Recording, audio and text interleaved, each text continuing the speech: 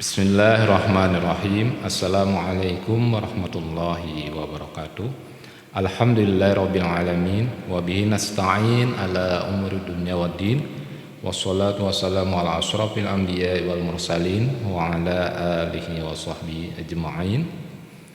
Berjumpa kembali kita dalam pelajaran pendidikan agama Islam. Untuk kali ini Bapak akan menyampaikan pembelajaran untuk kelas 12 ya. Bab pertama dengan judul sabar dalam menghadapi musibah dan ujian. Ini adalah untuk pertemuan yang pertama. Jadi nanti akan kita bagi dalam beberapa pertemuan untuk bab pertama ini. Nah, untuk bab pertama ini kita akan mempelajari dahulu tentang Al-Quran surah Al-Baqarah ayat 155 sampai 156. Mungkin di antara kalian ada yang tahu apa arti dari Al-Baqarah. Al-Baqarah itu artinya adalah sapi betina ya.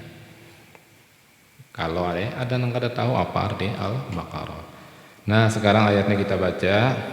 A'udzubillahi minasyaitonirrajim. Bismillahirrahmanirrahim.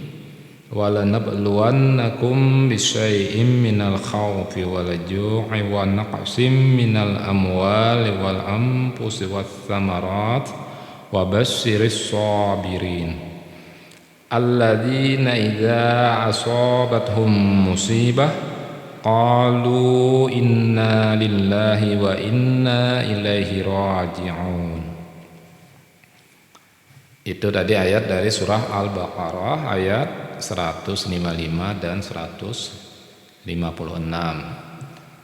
Yang kedua, kita mengidentifikasi tajwid pada surah Al-Baqarah ayat 155 156. Nah, yang nomor 1 ya, wala nabluwa itu adalah nab. Nah, itu namanya hukum bacanya qalqalah sughra. Kenapa jadi qalqalah sughra? Karena ada huruf ba bertanda sukun di tengah kalimat. Jadi huruf ba itu termasuk adalah huruf qalqalah. Huruf qalqalah itu ada 5. Baju di toko ya. Ba, jim, dal, to, qaf. Yang nomor 2 bisyai'im. Nah, bisyai'im mina itu adalah idgham bi gunnah. Kenapa? Karena tanwin dari bisyai'in. Nah, itu kan tanwin bertemu huruf mim. Maka adalah idgham. Membacanya bisyai'im mina. Nah, kan. Kemudian yang ketiga minal amwali. Minal amwali itu ada alif lam qamariyah. Jadi ada alif lam qamariyah. Karena sesudah huruf alif dan lam qamariyah ada huruf hamzah. Jadi alif lamnya dibaca ya kan. Nah, itu alif lam qamariyah. Karena setelah alif lam itu amwali ada huruf hamzah. Dan huruf hamzah itu termasuk, huruf hamzah ini termasuk huruf qamariyah, dibaca alif lamnya. Kemudian yang keempat wassamarati alif lam syamsiyah. Wassamarati. Kenapa? Karena sesudah alif lam ada huruf sa. Nah, itu adalah huruf alif lam syamsiyah. Kemudian lagi yang nomor 5 asabathum musibah idgham mimi. Kenapa? Alasannya mim bertanda sukun. Huruf mim tadi bertemu dengan huruf mim, atau disebut juga idgham mutamatsilain. Jadi huruf mim bertemu huruf mim sukun maksudnya bertemu huruf mim, itu adalah idgham mimi. Yang keenam musibah. Musibatun qalu tanwin sesudahnya ada huruf qaf. Itu adalah ikhfa haqiqi ya. Jadi ada tanwin bertemu huruf qaf. Itu adalah ikhfa. Yang ketujuh lillahi lam tarqiq. Nah, lam tarqiq itu dibaca tipis, bukan dibaca lillahi tapi lillahi. Lafal Allah sebelumnya ada huruf bertanda kasroh. Kemudian yang kedelapan raji'un, itu namanya adalah mad arid li sukun. Alasannya karena ada tanda mad di akhir ayat lafal yang dibaca waqaf.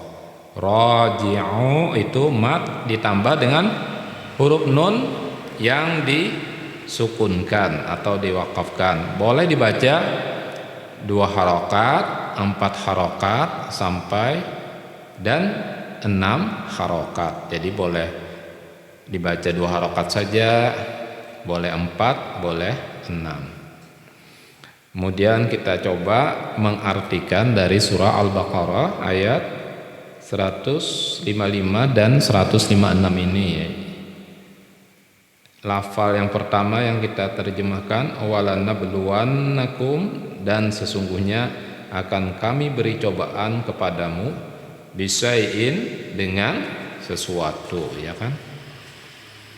Minal khaufi, dari ketakutan, wal ju'i, dan kelaparan, wa naqsin, dan kekurangan, minal amwali, dari harta, wal ampus, dan jiwa, was samarat, dan buah-buahan, wabasyiri, dan berikan kabar gembira as-sabirina, orang-orang yang sabar.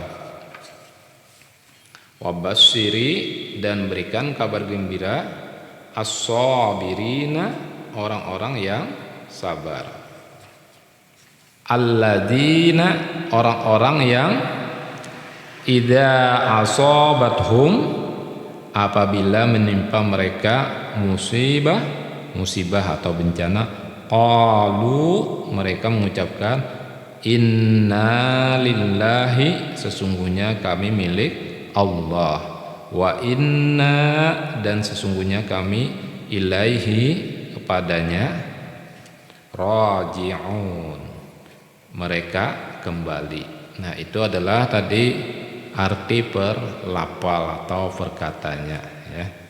Sekarang kita terjemahkan surah Al-Baqarah ayat 155 dan 156 ini. Dan kami pasti akan menguji kamu dengan sedikit ketakutan, kelaparan, kekurangan harta, jiwa, dan buah-buahan. Dan sampaikanlah kabar gembira kepada orang-orang yang sabar, yaitu orang-orang yang apabila ditimpa musibah mereka berkata inna lillahi wa inna ilaihi raji'un, sesungguhnya kami milik Allah dan kepadanya lah kami kembali.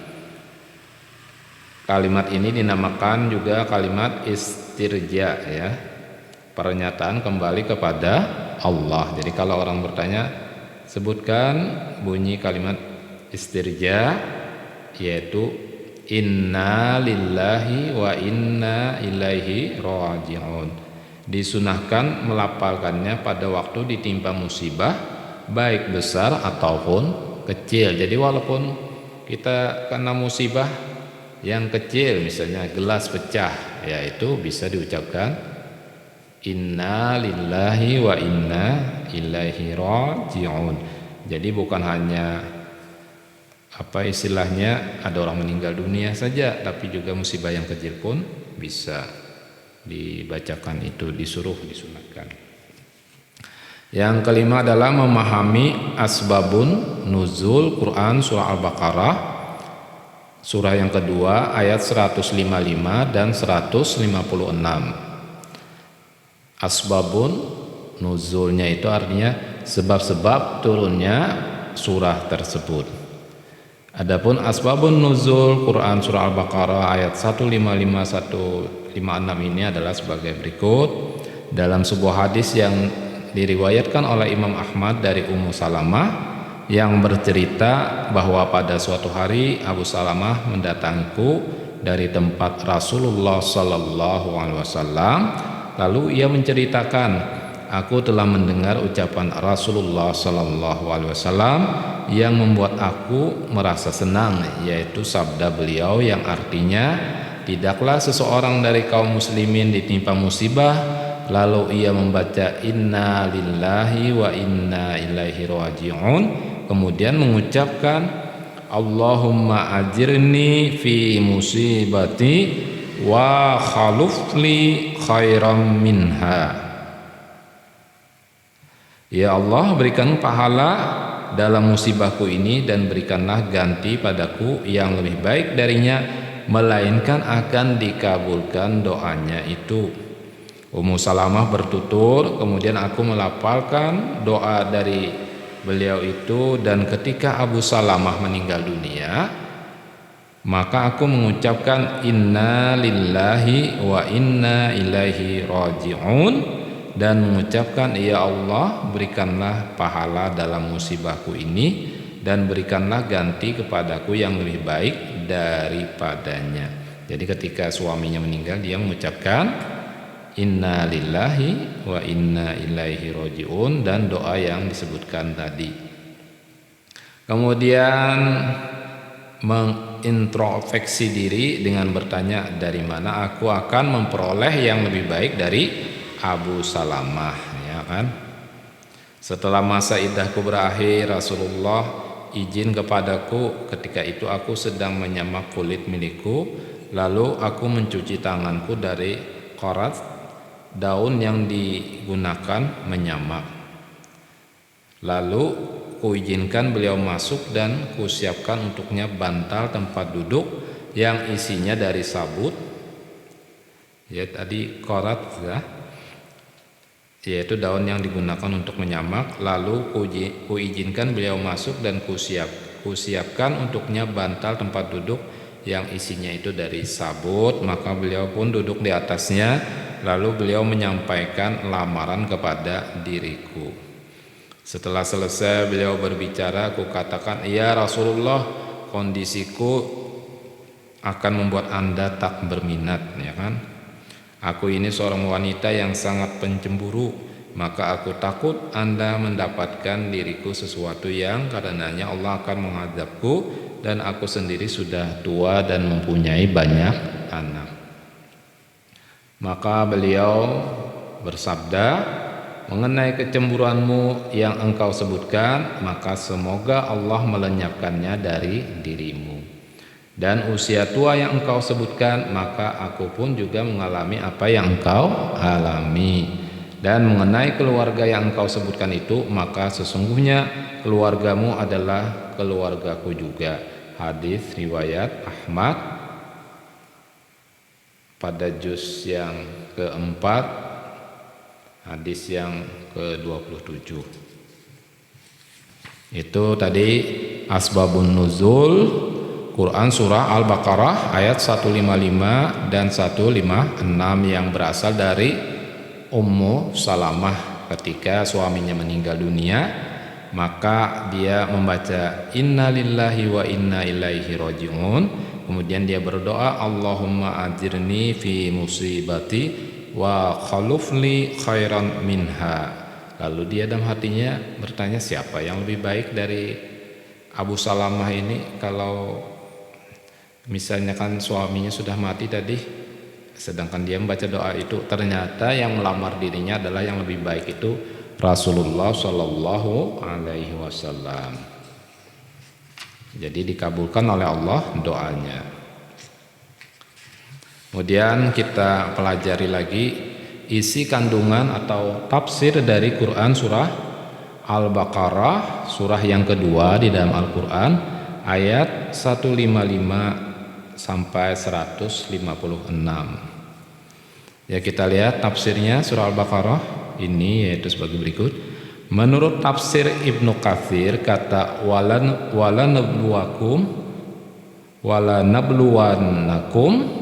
Allah Subhanahu wa taala memberitahukan bahwa Dia akan menguji hamba-hambanya sebagaimana firman-Nya dalam surah Muhammad ayat 131. Ayat 31 yang artinya, dan sesungguhnya kami benar-benar akan mengujimu agar kami mengetahui orang-orang yang berjihad dan bersabar di antaramu, dan akan kami menyatakan baik buruknya hal ikhwalmu. Jadi setiap orang ini memang akan diuji oleh Allah Subhanahu wa ta'ala. Kemudian kalimat bisain minal khaufi wal ju'i, Allah Subhanahu wa ta'ala akan memberikan ujian berupa kebahagiaan. Jadi bahagiaan itu, berkecukupan itu juga merupakan ujian dari Allah, apakah kita ini bersyukur atau tidak. Dan juga berupa kesusahan seperti takut dan rasa lapar. Kalau lapar orang sudah sadar kalau itu ujian, cobaan dari Allah. Tapi kalau bahagia mungkin banyak yang kada sadar. Disebutkan pula dalam surah An-Nahl, surah yang ke-16 ayat 112, yang artinya oleh karena itu Allah merasakan kepada mereka pakaian kelaparan dan ketakutan. Karena ketika orang yang dalam keadaan lapar dan takut, akan jelas terlihat ujian yang mereka alami. Jadi kalau kita itu dalam keadaan lapar, dalam keadaan takut, misalnya dalam kondisi peperangan, itu merasa ini ujian. Tapi kalau diberi harta kekayaan melimpah, kita banyak yang tidak sadar bahwa itu kita sedang diuji. Kemudian kalimat wa naqsim minal amwali wal ampus bermakna hilangnya sebagian harta dan jiwa. Misalnya meninggal sahabat dekat, nah itu ujian juga tuh. Sahabatnya meninggal, karib kerabat, keluarga, paman, tante, atau orang yang dicintainya, orang tuanya, dan orang-orang yang kita cintai. Jadi kalau ada keluarga, orang yang dicintai meninggal, itu juga termasuk ujian, dan itu mau tidak mau kita mengalami. Setiap orang itu pasti mati, karena kullu nafsin dha'iqatul maut. Siapa yang tiap-tiap yang bernapas itu pasti mati. Kemudian kalimat wassamarat, yaitu kebun dan sawah tidak dapat diolah sebagai mestinya. Jadi kalau orang punya kebun, sawah, sehingga kekeringan atau terjadi bencana kebakaran dan sebagainya, itu juga merupakan ujian. Sawahnya tidak jadi panen, gagal panen, umpamanya ada kolehan, buah-buahannya banyak yang kena hama, nah itu juga ujian. Sebagaimana ulama salaf mengemukakan, di antara pohon kurma ada yang tidak berbuah kecuali hanya satu buah saja. Pohon kurma banyak tapi kada berbuahan, yang berbuah satu pohon aja umpamanya, nah itu juga ujian. Kita harus sabar dalam ujian ini, ya kan? Dan tadi menyebutkan inna lillahi wa inna ilaihi raji'un.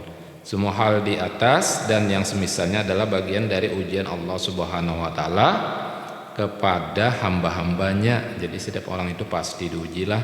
Jadi ada yang berupa kesenangan, ada yang berupa kesedihan. Barang siapa bersabar, maka dia akan berikan pahala baginya. Orang yang sabar dalam ujian, mudah-mudahan kita sabar, ya kan? Sebab mengatakan itu mudah, ya kan? Tapi menjalaninya yang sulit. Apabila dia bersabar, maka Allah akan berikan pahala yang besar. Innallaha yuhibbus shabirin, ya kan? Innallaha ma'as shabirin, artinya Allah itu mencintai orang yang sabar. Allah beserta orang-orang yang sabar. Dan barang siapa berputus asa karenanya, maka dia akan menimpakan siksa terhadapnya. Jadi orang yang putus asa itu dengan ujian, maka akan disiksa oleh Allah, karena putus asa itu adalah gawian setan, gawian hantu. Nah, gawian setan itu maksudnya setan mendorong kita supaya berputus asa dari rahmat Allah. Lalu kita ini kena ujian kada sabar, menyumpah-nyumpah atau malah gantung diri. Nah, itu yang diharapkan setan, supaya kita ini kada sabar. Kalau kita bisa melewatinya, kita akan mendapatkan pahala yang besar dari Allah. Kemudian kalimat wabasyiris shabirin, yaitu Allah akan berikan kabar gembira bagi orang-orang yang bersabar. Allah berikan kabar gembira siapa yang sabar, Allah berikan kabar gembira. Dan tentunya tadi berupa pahala yang besar. Kalau pahala yang besar itu Allah akan menyediakan surga bagi orang-orang yang bersabar. Pada ayat berikutnya Quran surah Al-Baqarah ayat 156 dijelaskan tentang orang yang bersabar yang dipuji oleh Allah Subhanahu wa taala, artinya mereka menghibur dirinya dengan ucapan ini atas apa yang menimpa mereka, dan mereka mengetahui bahwa diri mereka adalah milik Allah, bahwa kita ini semua adalah milik Allah, kita ini kada bisa apa-apa. Nah, kalau Allah menimpakan musibah, kita tidak bisa untuk menolaknya, walaupun kita memang disuruh untuk berusaha menghindarinya dan berdoa. Tapi kalau sudah takdirnya, kita pun tidak berdaya, karena la haula wala quwata illa billahil aliyil azim. Allah Subhanahu wa taala menguji hambanya sesuai dengan kemampuannya. Jadi Allah berikan ujian itu sesuai dengan kemampuan hambanya. Selain itu mereka juga mengetahui bahwa Allah Subhanahu wa taala tidak akan menyia-nyiakan amalan para hambanya walaupun seberat biji zarrah, dan akan diperlihatkan di hadapannya kelak. Wa may ya'mal misqala dzarratin khairan yarah wa may ya'mal misqala dzarratin syarran yarah. Jadi apabila kita mengerjakan amal kebaikan walaupun seberat biji zarrah, kita pun akan melihat balasannya. Dan kalau kita mengerjakan kejahatan keburukan seberat biji zarrah, kita pun akan melihat balasannya. Biji zarrah itu artinya sesuatu yang sangat kecil. Hal tersebut menjadikan diri manusia lemah dan tunduk di hadapannya, menyadari bahwa manusia pasti akan kembali kepadanya. Kita semua ini pasti akan kembali kepadanya. Kita semua akan meninggal dunia, akan menghuni rumah masa depan, akan bertemu di hadapan nanti di padang mahsyar, pengadilan Allah Subhanahu wa taala. Kita semua akan kembali kepada Allah. Oleh karena itu Allah Subhanahu wa taala memberitahukan mengenai apa yang diberikan kepada mereka itu dalam ayat setelahnya. Artinya kita ini akan kembali kepada Allah. Mengenai pahala mengucapkan doa inna lillahi wa inna ilaihi raji'un ketika tertimpa musibah telah dimuat dalam banyak hadis. Jadi bisa saja dipelajari masing-masing doa pahala-pahala dari orang yang mengucapkan kalimat inna lillahi wa inna ilaihi raji'un. Profesor Dr. Quraisy Shihab menjelaskan ayat ini mengisyaratkan hakikat hidup di dunia antara lain ditandai oleh keniscayaan adanya cobaan yang beraneka ragam. Jadi orang yang hidup di dunia ini pastilah kita ini dicoba oleh Allah macam-macam ujiannya. Ada yang senang, ada yang sakit. Ujian yang diberikan Allah Subhanahu wa taala kadarnya sedikit bila dibandingkan dengan potensi yang dianugerahkan oleh Allah Subhanahu wa taala kepada manusia. Jadi ujian itu sebenarnya lebih sedikit daripada potensi yang sudah Allah anugerahkan kepada manusia. Kita sudah dianugerahi Allah akal pikiran, ya kan? Kita dapat diberikan oleh Allah kekuatan untuk berusaha mencari jalan keluar terhadap musibah-musibah yang menimpa kita. Nah, itu Allah berikan petunjuk dan sebagainya supaya kita dapat keluar dari musibah tersebut. Ia hanya sedikit sehingga setiap orang diuji akan mampu memikulnya jika ia menggunakan potensi-potensi yang dianugerahkan oleh Allah Subhanahu wa taala. Yaitu kan banyak potensi kita, akal pikiran, ya kan tadi. Tubuh mungkin kalau ujian ini tubuhnya masih sehat, masih bisa bekerja, masih bisa untuk mengatasi ujian yang ditimpakan kepadanya.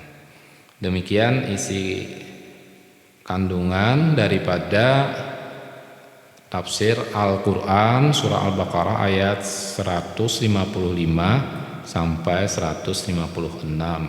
Jadi kita untuk pertemuan ini sudah mempelajari tadi, kita baca, kemudian kita lihati hukum tajwidnya, kita lihati juga, kita pelajari arti perkata, kemudian terjemahannya, dan yang terakhir kita mempelajari tafsir kandungan dari Quran surah Al-Baqarah ayat 155, 156, disertai juga tadi ada asbabun nuzulnya. Demikian mungkin untuk pertemuan kali ini Bapak cukupkan saja dulu pelajaran kita untuk sabar dalam menghadapi musibah dan cobaan ini pada bab 1 pada pertemuan yang pertama ini. Insya Allah akan kita lanjutkan pada pertemuan yang berikutnya. Mohon maaf apabila terdapat kesalahan dan kekurangan. Wabillahi taufiq wal hidayah. Assalamualaikum warahmatullahi wabarakatuh.